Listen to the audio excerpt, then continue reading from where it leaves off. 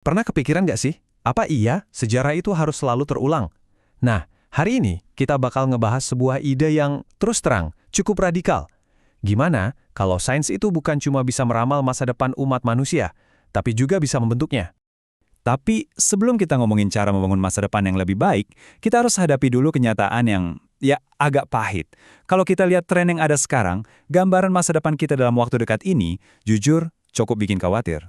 Para analis itu memprediksi bakal ada serangkaian krisis yang saling nyambung. Jadi ini bukan cuma satu masalah ya, ini kayak efek domino dari ketidakstabilan global yang kalau digabungin, ngasih gambaran masa depan yang, wah, penuh tantangan banget. Kedengarannya suram banget kan? Tapi gimana kalau itu bukan satu-satunya kemungkinan?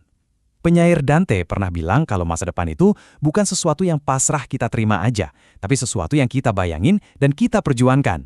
Nah, ini mengubah posisi kita dari yang tadinya pasif jadi aktif. Ide keren untuk membentuk takdir kita sendiri ini sebenarnya ada namanya loh. Dan nama ini dipinjam dari salah satu pemikir paling visioner di dunia fiksi ilmiah. Isaac Asimov menyebutnya psikosejarah. Coba deh bayangin, sebuah ilmu yang bisa mengambil semua kekacauan dari perilaku miliaran manusia, lalu memodelkannya secara matematis. Tujuannya? Buat nemuin pola-pola tersembunyi yang sebenarnya menggerakkan sejarah. Di dalam ceritanya, ilmu ini dipakai buat meramal keruntuhan sebuah kekaisaran yang besarnya seluas galaksi. Gak cuma itu, ilmu ini juga dipakai buat bikin rencana supaya zaman kegelapan setelah keruntuhan itu bisa dipersingkat secara drastis.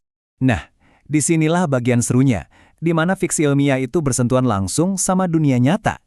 Konsep psikosejarah dari Asimov ini ternyata nggak cuma ada di buku. Ide ini menginspirasi sebuah bidang studi yang beneran ada.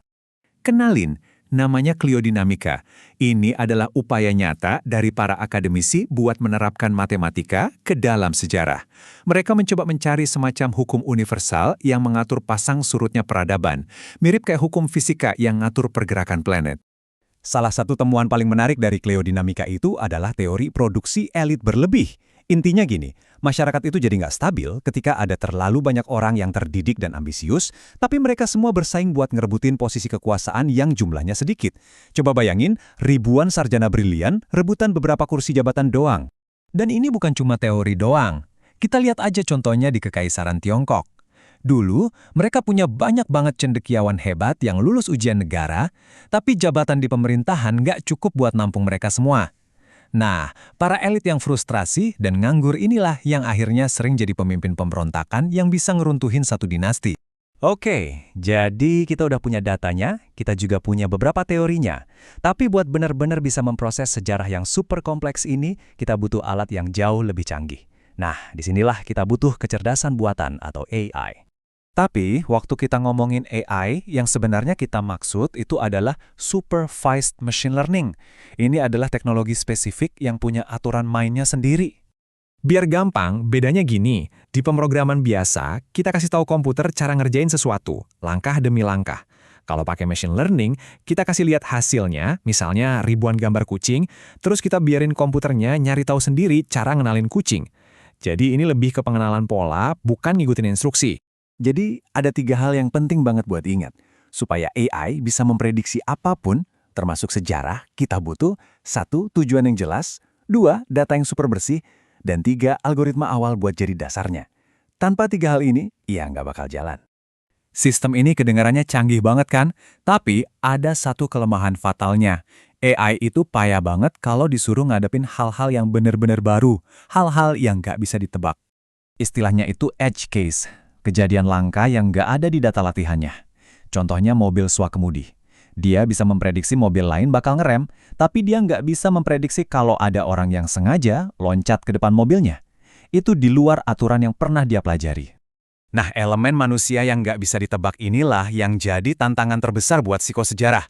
Kalau kita mau meramal masa depan, kita nggak bisa cuma memodelkan ekonomi atau pergerakan pasukan. Kita harus bisa memodelkan hati manusia itu sendiri. Jadi, sebuah model yang benar-benar jalan itu butuh beberapa lapisan input. Perlu ada teori permainan buat ngertiin kepentingan pribadi yang rasional, perlu ada ukuran kesopanan sipil buat ngukur kerjasama, dan yang paling penting, model ini harus bisa memperhitungkan kebutuhan psikologis kita yang lebih dalam, yang seringkali nggak rasional. Di sumber aslinya, ini disebut sebagai inti dari segalanya, hati manusia. Ini adalah dorongan-dorongan dasar kita untuk cinta, makna, dan pertumbuhan. Ketika sebuah masyarakat menciptakan kondisi supaya hal-hal ini bisa berkembang, masyarakat itu akan maju.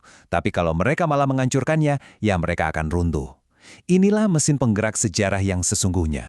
Dan ketika kebutuhan-kebutuhan mendasar itu nggak terpenuhi, waktu cinta berubah jadi benci, dan dorongan untuk berkarya berubah jadi keinginan merusak, nah itu jadi kekuatan yang dahsyat banget buat meruntuhkan sebuah masyarakat.